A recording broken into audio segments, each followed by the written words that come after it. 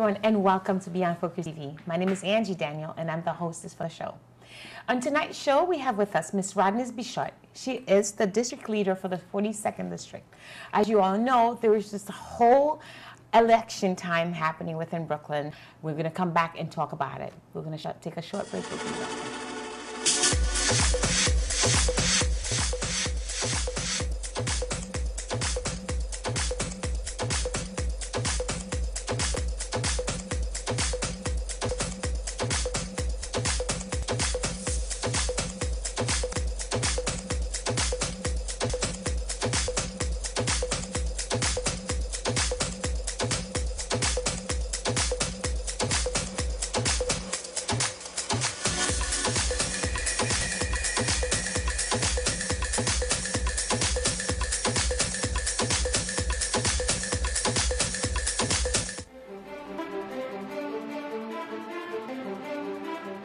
Welcome back to Beyond Focus TV. We have with us Ms. Rodneyse Bichotte. Welcome. Thank you. You are so welcome. I wanted to invite you after the election because I wanted the community to get to hear your point of views, and because we've had you on the show before, so people who have seen the show knows a little bit about you, but I'm afraid that we don't know who our real targets are. We have new people watching us, and then probably somebody will not know who you are. So can you tell us a little brief of yourself, and then we're going to talk about the election. Okay, great. Well, thank you for having me here. I really enjoy being here on the show.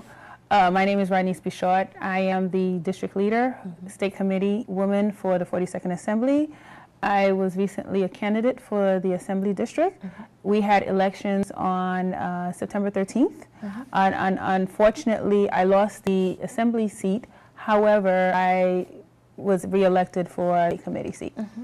And it was a very interesting experience. Okay, I have my own personal feelings about it, but I don't want to talk on behalf of Angie. What I would like to happen today is for us to get it from the point of view of the community-wide. First question is, how do you feel about it? What was your experience running? That's number one. The second part, how does it feel to run against someone that felt strongly that the community needed to change, and you to feel like the community didn't support, or at least part of the community didn't support your legacy? I'll leave it at two questions, and then we'll continue. First question? First question is that how does it feel to run? Like, what was the feeling? Well, first of all, it was a very exciting journey. It was the first time I was running for a higher position for that particular position. It was a lot of work. We actually announced February. We got a lot of press. And but it was a struggle throughout this whole journey. Many people felt that I was too new in the electoral process and I should wait. Many people felt that they probably didn't want a Haitian take over, and so that was the reason of the lack of support from a lot of the elected officials. However, there were people there who were standing with me in the front line, like TWU, Transport Workers Union, and then with other unions. We worked hard, we knocked on doors, we made phone calls, we built a good volunteer base, we worked day and night. It was very, very interesting. In the beginning phase of the election, we had another Haitian running. And so that was a difficult situation because we knew that him being in the race, it would split the votes between the black votes, the Haitian votes, whatever you want to call it. And so there were some litigation steps that took place to knock him off after we saw some fraudulent. At that point, also, we did take the incumbent, Rhoda Jacobs, to court for very bad petitions as well. Because of politics, they've been really protecting the Assemblywoman, even from a law perspective, a law that should have been followed through, a precedent law.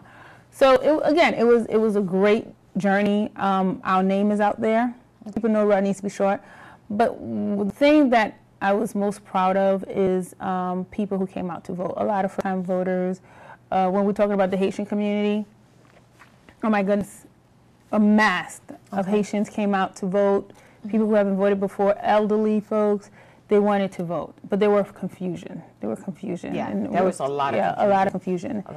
And there were a lot to make sure that I didn't get elected. There were a lot of forces out there, and we can talk further into it later, but I almost got arrested again. There are a couple of things that I want to talk to you about. I want people to understand the views that, it's unfortunate because sometimes we know of, probably because I'm part of the media or because you're running, so you understand, but the rest of the community, they don't get to hear about all of the background things that happen, all of the trashing of papers or things being closed early. All of these, we just need to talk about it, not dwell over it, just so people will have an awareness of this is what took place, and then the next time it doesn't happen again. Or if you are aware of A, then you can understand why B and C took place. Right. But the second question is that, do you feel that a lot of people didn't want the change within our community? Because she's been here. Right. I think people are always uncomfortable with newness, new faces. So you're always going to have a steady base that's loyal to the person who's been there forever. Okay. But there are many people who wanted change, and they were looking for a new face because the district is dying. The district is crying for change and so forth. But I think the new face, they were threatened by the new face for those who didn't want. I think there's a sense there that if I do get elected, I will be the Haitian candidate. I would only work for the Haitians, and I will empower the Haitians so much that the Haitians will take over. It's to the point that it became a Haitian versus Jewish type divisiveness. Yes. Because even on the blog, on both the Jewish sites and on Cranes, they bad talk the Haitians. They said the Haitians don't have a political strength as a result. And so that's very concerning to me. But it takes education, it takes educating, and I guess it takes, pounding on more doors, raising more money in terms of, getting the vote out and expanding your base. Just hearing that as a Haitian descendant, I don't think, it's like going back to slavery. Yeah. The whole idea of I don't want you to be able to vote because you were a slave or you're not half of the human that I am. Yeah. It's going back to that same concept and then taking it to say, as a Haitian, we don't want you to have that type of power. Right. What I think the community needs to understand is having a representative that's new, that's young, that's aware of what we need right now. Because our needs within Brooklynites itself, I'm telling you, it's huge. We have uneducated people that are in need of healthcare, jobs, just having community-based services. That the simplest thing that we need to have, like a center for youth, a center for older people, a senior center, a pool where younger people can go in after, to having a Y, things that are basic. To not have that available to us, just understand that we have 2 more years to work at it. It's very disrespectful to me for you to say it's a. It is very disrespectful. I mean, the Assemblywoman, she had a blog out to the Jewish community and said that this is her biggest challenge. She needs help from the Jewish community and all the things that she did for the yeshivas and so forth. And then when people look at that, we're like, okay, these are the funds that you don't, contributed to that community, but how about the rest of the community, which is the majority of the community? Why aren't you crying for help, in the black, on the black side,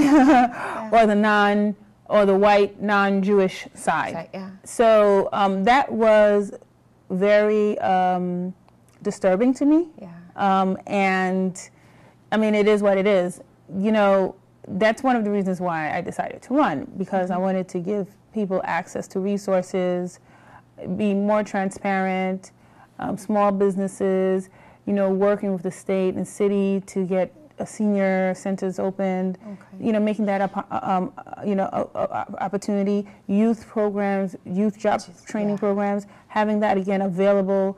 I think not the information, just to one group of people, right, but to the whole community itself. Whole community. Yeah, and we're gonna take a short break and continue this conversation, because there's something else that I wanted to kind of talk about, so people will be aware of it. I just want people to be aware of what's happening. That's all that I wanted to do.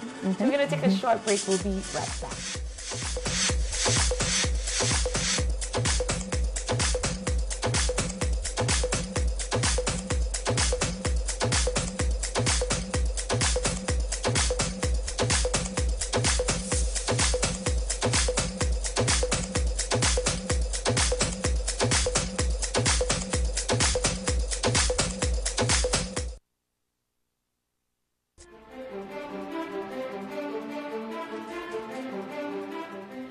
Welcome back to Beyond Focus TV. If this is your first time watching, we are here every Tuesday night at 10 p.m. Cable Vision, Channel 68, for those of you who have that. We are having an extended conversation with Ms. Rodneyse Bichotte. She is the district leader for 42nd District. Talking about the last election that happened on September 13th and the good and the bad, because there's always both parts. One of the things that one of the producers and I were talking about, and I watched Channel 12 after the election, a lot of people were bringing forth, is the idea that there was a whole lot of playing around with things. Polls were closed, people were turned away, ballots, you know, the whole night. So would you like to elaborate a little bit? Yeah, unfortunately, this year we went through a redistricting. So with the redistricting, the political lines are redrawn, and as a result of that, the poll sites change. Yeah. So the Board of Election had sent a notice to everybody saying that, indicating where their poll sites were. And that was a big mistake because it was wrong information. Wrong information. So they sent another package saying that, no, okay, this is your correct. So a lot of people were confused. They went to the poll site that they typically vote new, right? And been voting on for the past like 10, 20 years. Exactly. They go there. Some of the poll sites are walking distance, and as a result, they were turned away. Yeah. They were turned away. They didn't have rights to go to the other poll sites, and so they were discouraged. Many of the Haitian voters who voted for the very first time or voted, this time in a very long time. Again, same thing. They were turned away and they had nowhere else to go but home. Yeah. So that was a fiasco. There were people who were told to put their ballots in envelope, and they would say, don't vote.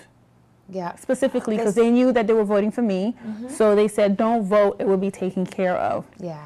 We had a lot of that. I mean, it was very disorderly. Again, you had people who's on the incumbent side who was working against anybody who came in with a card that has my picture or Josh Pierce's picture. It was just amazing.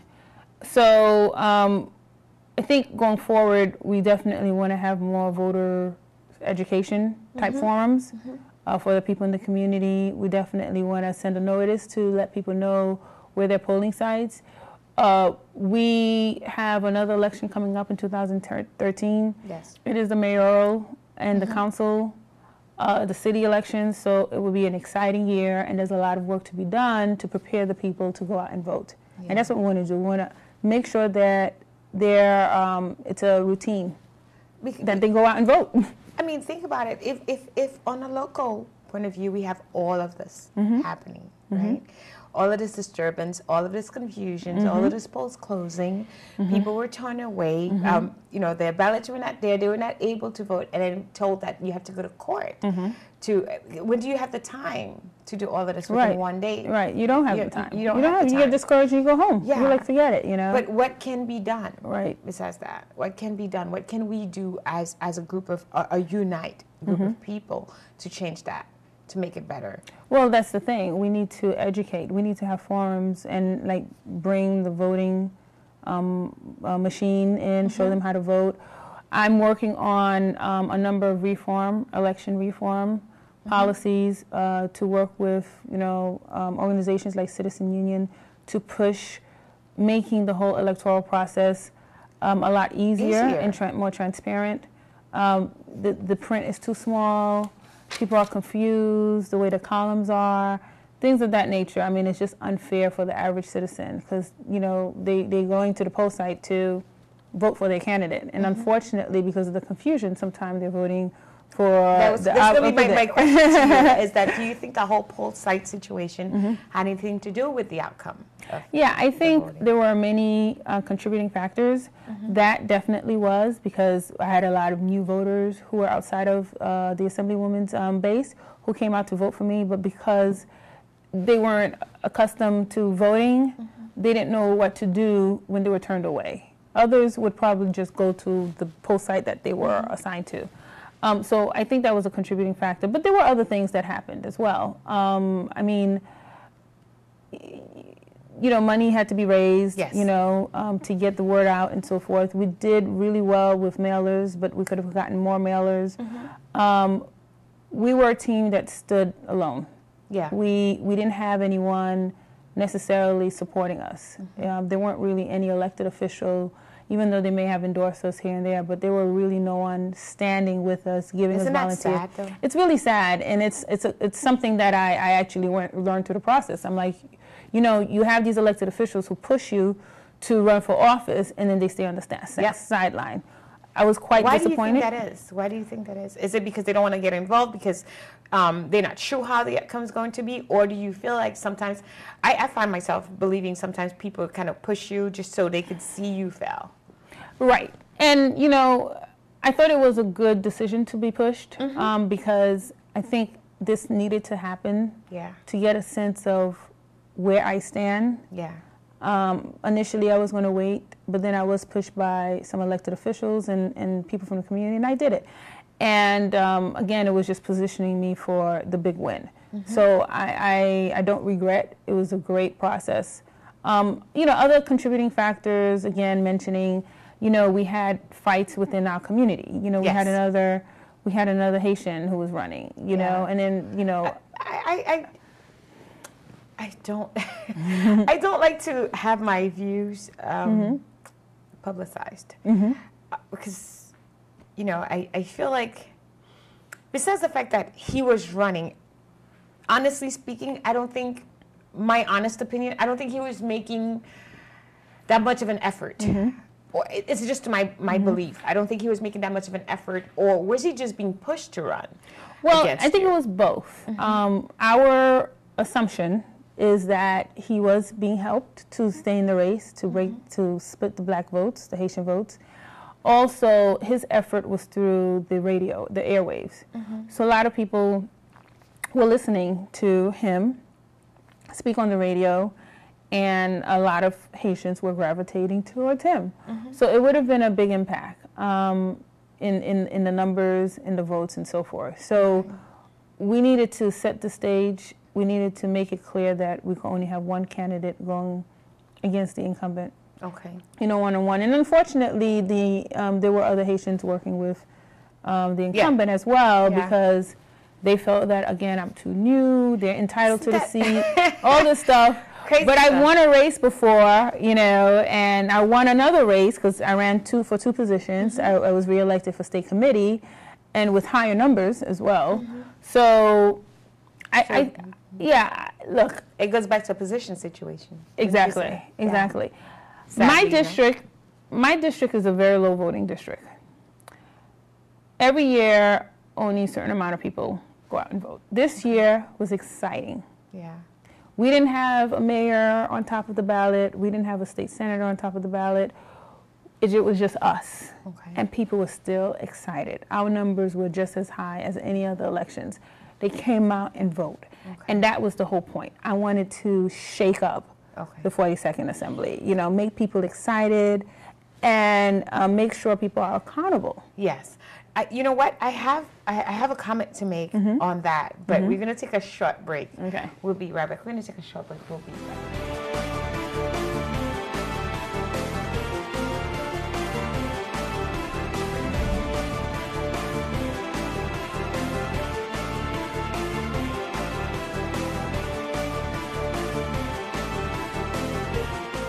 Welcome back to Beyond Focus TV. We are here with Ms. Rodneyse Bichotte. She is the district leader for the 42nd Street District. We were talking about the idea of what, you know, like the community needed to understand. Like you were talking about how you needed to educate the community in terms of getting the different polls and helping them for the next run. One of the things that I would love for you to do for me is to let the community know the importance of voting, how that changes their lives from this year to the following year. Well, for one, the community needs to know that local elections are very important because these are the elected officials who's going to tend to their needs, their immediate needs. Speak behind you. Exactly. On your behalf. They're the ones who fix the roads. They're the ones who are going to be voting on funding to save your homes. They're the ones who's going to pour funding on programs in the community. They fix your traffic lights, things like that. Yes. Our president won't be doing that. Yeah. Okay, he's more on a higher level. So the local elections are very, very key, and it doesn't take much to vote and elect someone who represents you. So can you tell them what they need to do? Because we need to let them know. Right. We need to help the community understand the basic of voting. Right. First, you need to be a citizen. Right. You need to be a citizen. You need to register to vote, and then you need to come to the primaries. Not November only. Yeah. Okay. Yeah. We have primaries in June for congressional races and in September for councilmatic and for state, for city and state. So they need to participate in the primary. That's when you pick the Democrat that you want. Yes. In this case, most of the borough of Brooklyn is Democrat, to be elected.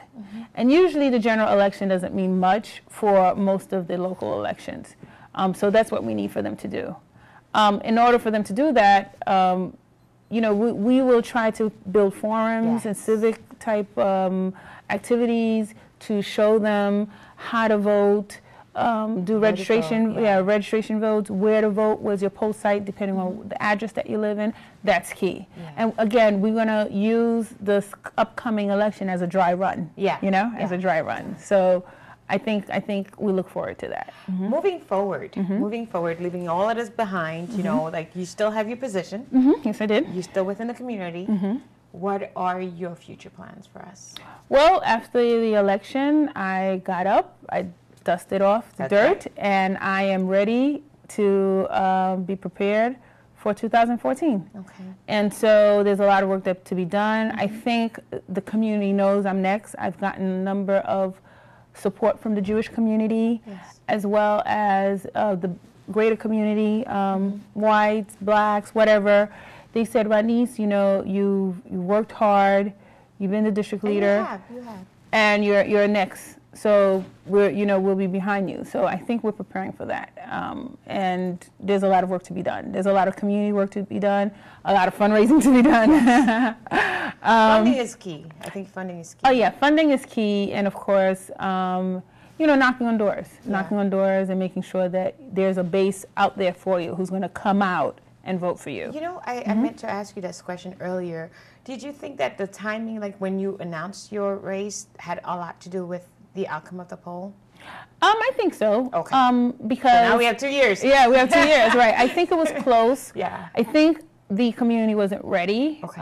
You know, you have the Haitian community, and again, we're battling two people. They don't know, you know, and all of that. I got all the support from the Haitian community towards the end of the election, like 2 weeks before. Okay. You know, now that we have 18 months to 2 years, it's a lot more. Not only that, but the greater community knows my name. Yeah. They're like, oh my God, this girl is out there. And so it would give me a good opportunity to meet a lot of the voters that I haven't, to go to the community forums, to go to churches and so forth. Everything was pretty much crunched in. I learned a lot, and you know, I'm willing to learn from my experiences and build up on that. Yeah, especially as a district leader, you are all over the place. I've said this, I don't know how you have the time to be so involved within the community. It's really difficult. Yeah. But I try my best. You know, and you're doing a great job at it. And thank you.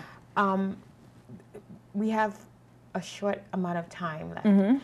I'd like for you to tell me two things. One, the pros and cons of what just happened. Two,